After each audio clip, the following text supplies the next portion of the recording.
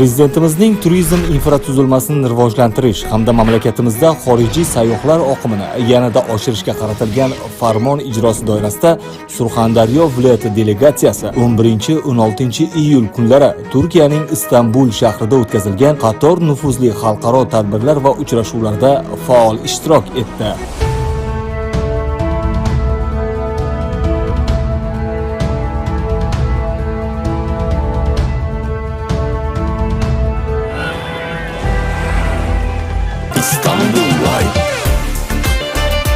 Bu yerda 50 ming so'mni va 5 ming so'mni ko'ryapmiz.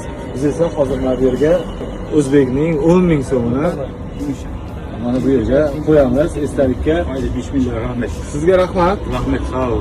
O'zbekiston. Bize dolar lazım değil, bize Özbek lazım, Türkmen lazım, şey lazım. Eshityapsizlar, ha, Hepimiz eshityapsizlar. tabii Müslümanız, Türk'üz, bize bu lazım. Rahmet. Bu qala taşlı qala, jingilli daşlı qala. Istanbul juda ham gavjum shahar bo'lib, turizm bo'yicha ham aynan mana shu hudud dunyoda juda yuqori o'rinda turadi. Bu hududga kelganda esa mana bunaqa maxsus kartalarni olish kerak, sababi tramvay va istagan metro qaysi yo'lda bo'lsa, mana shu kartadan faoliyat olib borishingiz mumkin.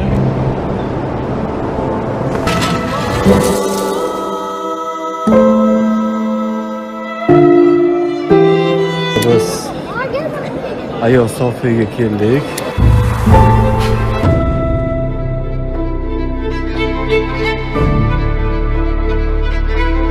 Bizantiya davridagi cherkov bo'lgan va undan keyin masjid bo'lib faoliyat yuritgan. Mening orqamda esa Sulton Ahmed, ya'ni Oq masjid deb ataladigan masjid bor.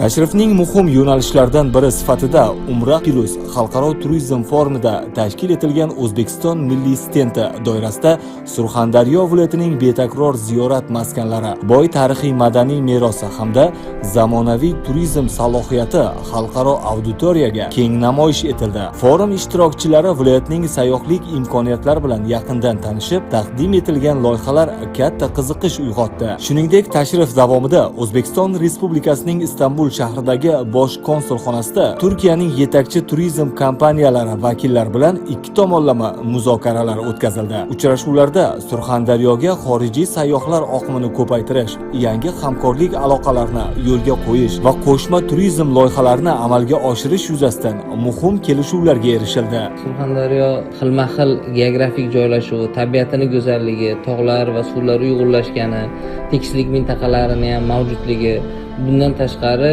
Turkiyada juda ham qadrlanadigan diniy ziyoratgohlarda mavjudligi Surxondaryo hududida va bu turizmning eng katta yo'nalishlaridan bittasi bo'lgan ziyorat turizmini rivojlantirish uchun ham Surxondaryoda katta imkoniyatlar borligi bugungi ishtirokchilarga yetkazildi. Istanbulda aynan mana shunaqa eski bir shahriga kelganimizda ko'plab restoranlarni, ya'ni bulardagi aytiladigan bo'lsa tamaddixonalarni ko'rish mumkin. Eng asosiysi tamaddixonalar bo'shdek ko'rinadi, lekin bezatilgan va shunchalar bu yoqda ko'pki, buni sanasangiz sanog'iga ham yetolmaysiz. Hurmat safarimiz davomida Istanbulda masalan hozir misol qilib aytadigan bo'lsak, gastronomik ko'chasi.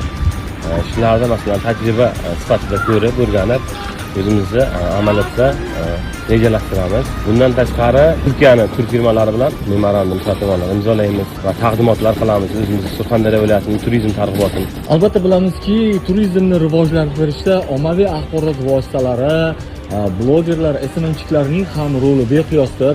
2 kun davomida mana Istanbul shahrini aylandik. Bu yerda dengiz yaqinida bo'lganligi uchun shaharda turizm bo'yicha salohiyati o'sha dengiz tomonlama ochib berilgan, ya'ni kelgan odam baribir dengiz bo'ylariga boryapti, dengiz bo'ylaridan restoranlar tashkil etilgan. Sessizce döner misin? Sanmam ki belki yanlışım olur. Aşkın sevgini sor. Aynan mana shu siz ko'rib turgan tarixiy joy Qiz qal'asi deb nomlangan va bu turk seriallarida, ayniqsa Qashqirlar makonida juda ham mashhur bo'lgan tarixiy joy hisoblanadi. Ma'lumotlarga qaraganda, qadimda bir podshoh qizini barvaqt o'limi haqida eshitadi va uni o'lishining oldini olish maqsadida dengizning mana shu yerida qal'a quradi. Baribir taqdir o'z so'zini aytadi. Podshohning qizini esa ilon chaqirib o'ldiradi.